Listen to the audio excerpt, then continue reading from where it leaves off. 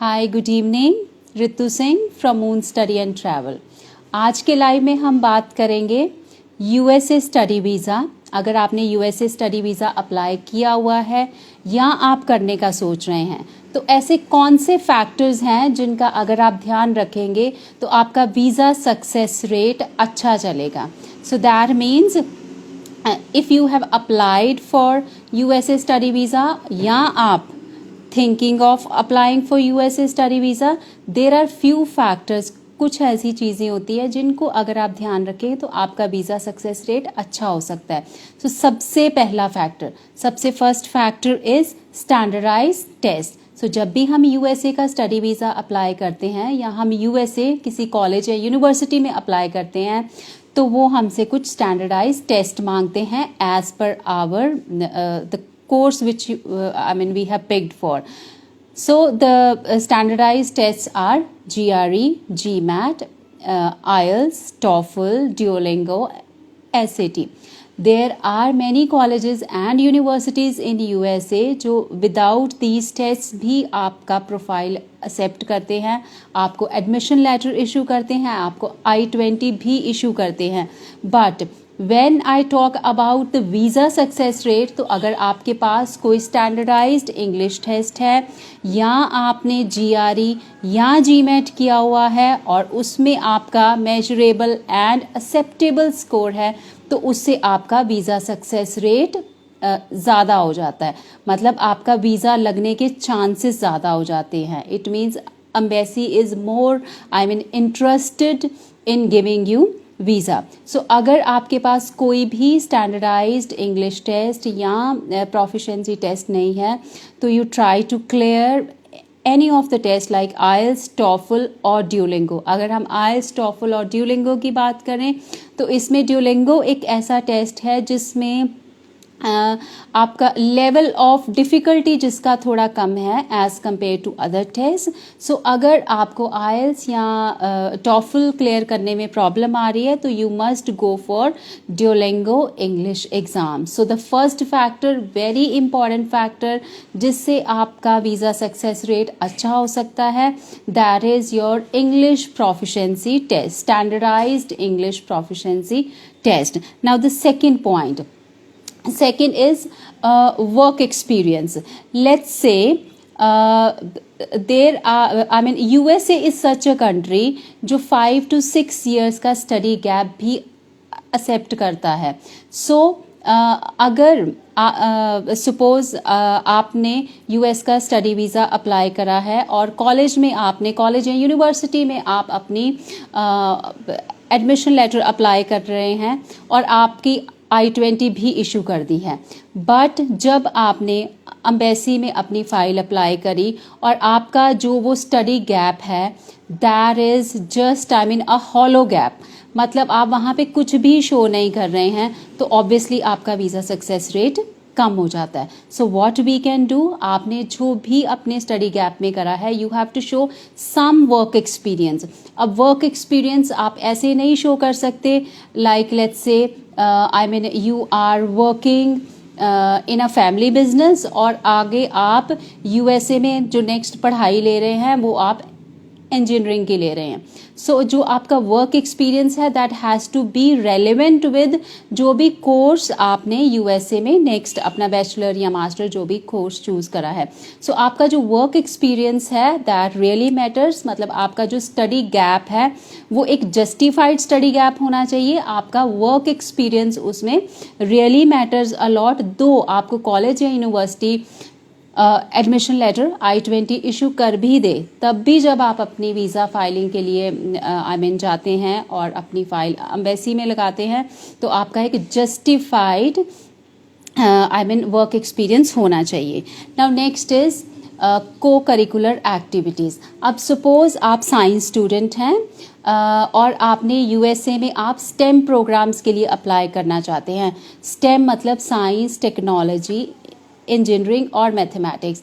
जब भी आप ऐसे प्रोग्राम्स में अप्लाई करते हैं या आपने MBA करने जाना है USA में तो आपकी जो को करिकुलर एक्टिविटीज़ हैं जो आप अपने स्कूल टाइम में करी हैं, अब को करिकुलर एक्टिविटीज़ मीन्स आपने किसी भी कंपटीशन में पार्टिसिपेट किया है, let's say debate competition, declamation competition, sports activities, या किसी भी प्रोजेक्ट में आपने पार्टिसिपेट किया है, तो वो आप अपने सारे पार्टिसिपेशन सर्टिफिकेट्स का एक प्रोफाइल बना के आप साथ ज़रूर अटैच करें। बिकॉज क्या होता है, दो आपने कोई भी कंपटीशन लेट्स से विन नहीं करा है, आपने सिर्फ पार्टिसिपेट करा है, तो participation also matters because it shows that you are an active student. मतलब आप अपने स्कूल टाइम में you are an active student और आप I mean co curricular activities में पार्टिसिपेट कर रहे थे। So this is one factor which really matters अगर आप किसी साइंस प्रोग्राम के लिए अप्लाई कर रहे हैं या आप ग्रेजुएशन के बाद यूएसए में एमबीए करना चाहते हैं। Next factor which really matters is your academic transcripts. Academic transcripts मतलब अगर आप यूएसए का स्टडी वीज़ा अप्लाई कर रहे हैं तो आपका मिनिमम एकेडमिक स्कोर 55% तो होना ही चाहिए। सो अगर आपकी वीज़ा फाइलिंग में आपके एकेडमिक ट्रांसक्रिप्ट्स ऐसी हैं जिसमें आपका स्कोर अच्छा है तो ऑब्वियसली आपका वीज़ा सक्सेस रेट बढ़ जाता है। Next factor which is very important is recommendation letters. अब यूएसए के most of the colleges and universities they ask for recommendation letters. अब हमारे स्टूडेंट्स जो यहाँ से रिकमेंडेशन लेटर्स देते हैं they are general I mean recommendation letters. So but जब आपने किसी भी कोर्स में अप्लाई करना है, पहले आप अपना कोर्स चूज़ करें, उसमें आप अपना मेजर चूज़ करें। Let's say you want to go for bachelor of computer science और उसमें आपने अपना मेजर कंप्यूटर चूज़ करा है।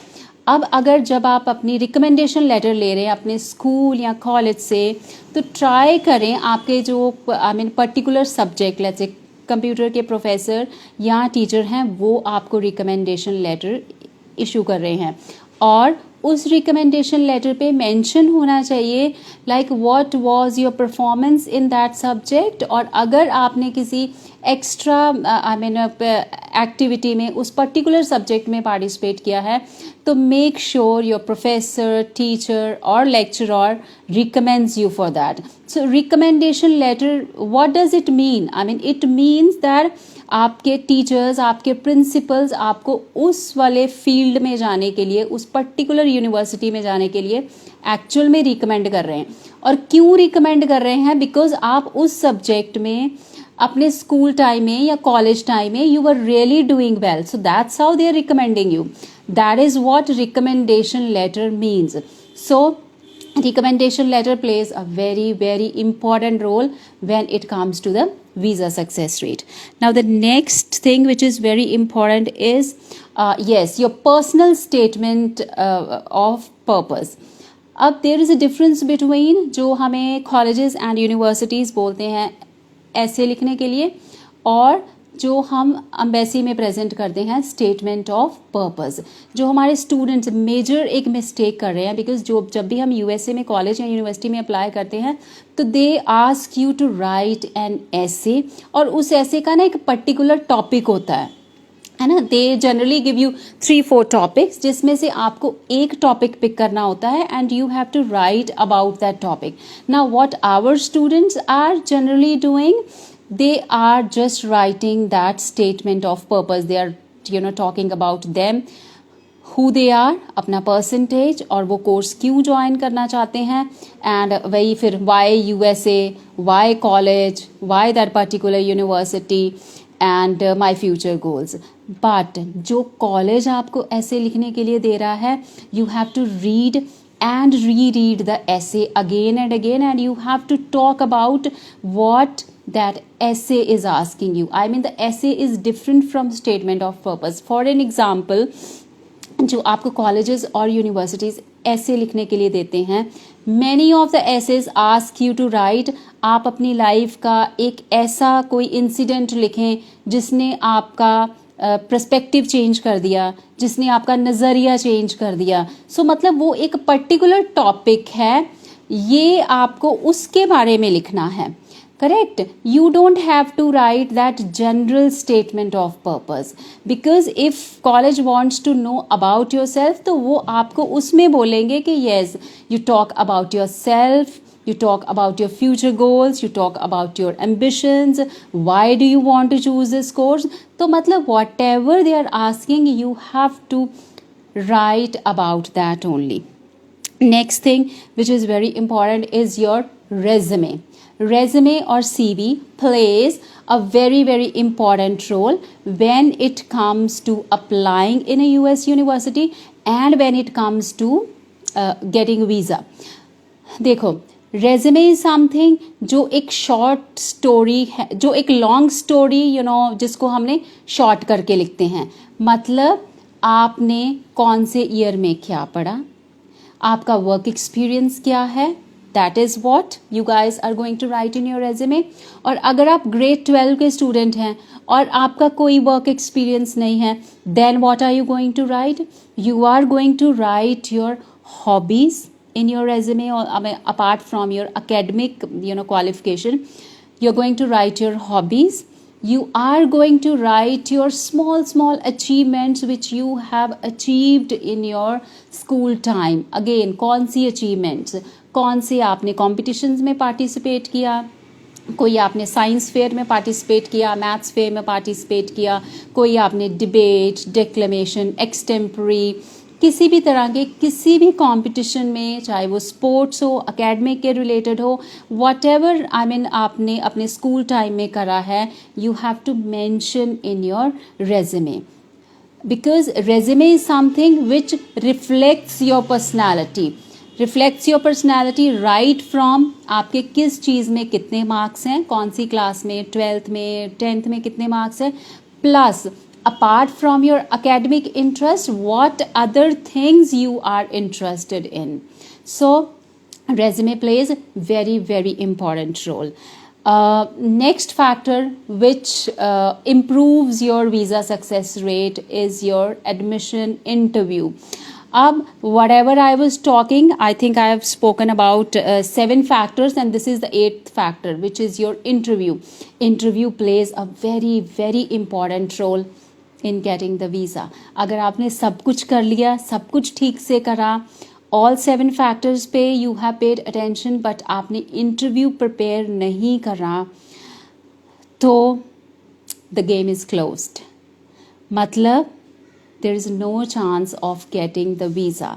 अब US एम्बेसी इंटरव्यू हम कैसे प्रिपेयर करते हैं, कौन से टाइप के क्वेश्चंस इसमें पूछते हैं, आपको कैसे वो क्वेश्चंस के आंसर प्रिपेयर करने हैं, कैसे आपको ड्रेसअप होके जाना है, कैसे आपको अपने आप को प्रेजेंट करना है, that is another topic in itself. वो अपने आप में एक टॉपिक है. I will be talking about how to prepare for interview in my next live which I'll be taking on Friday. Correct? So this academic interview which is taken by embassy people is very important. The most important thing, I always say, because जब तक ये clear नहीं होगी तब तक तो there is no chance of landing up in USA. So these are the factors which influence your visa decision, which plays a very important role in deciding the embassy people whether they shall be issuing you the visa or not. Because हमारे पास जो students आते हैं, they generally ask you, ma'am हमारी file ना अच्छी सी prepare करना, strong file बनाना हमारी, ताकि हमारा वीज़ा US एम्बेसी में रिफ्यूज़ ना हो, हमारी फ़ाइल में दम हो इतना कि वीज़ा ऑफिसर को लगे कि yes this student really deserves visa. अब फाइल स्ट्रॉन्ग कैसे बनती है? दो we guys work on it at Moon Study and Travel, we are very careful about in deciding all the factors. We take care of all the factors when we go for the filing part, but it is your responsibility also to take care of your case.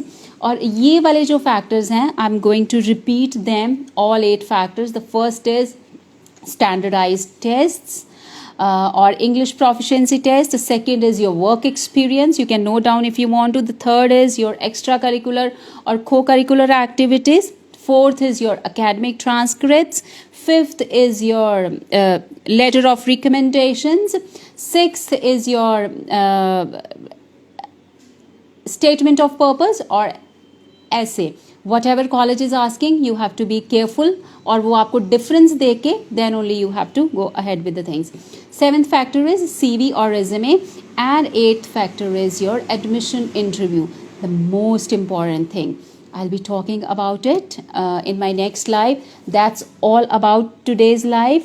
In case आपको कोई भी confusion है कि कौन से country में आपने apply करना है, आपका प्रोफाइल पर्टिकुलरली कौन से कंट्री के लिए फिट इन है, आपको कहाँ अप्लाई करना चाहिए, कौन से कंट्री से आपका वीज़ा सक्सेस रेट अच्छा है, you can travel our office moon study and travel located in Begowal, right opposite to Ghotra Hospital. You can call us on the numbers given, and we are there to help you guys. Thank you very much.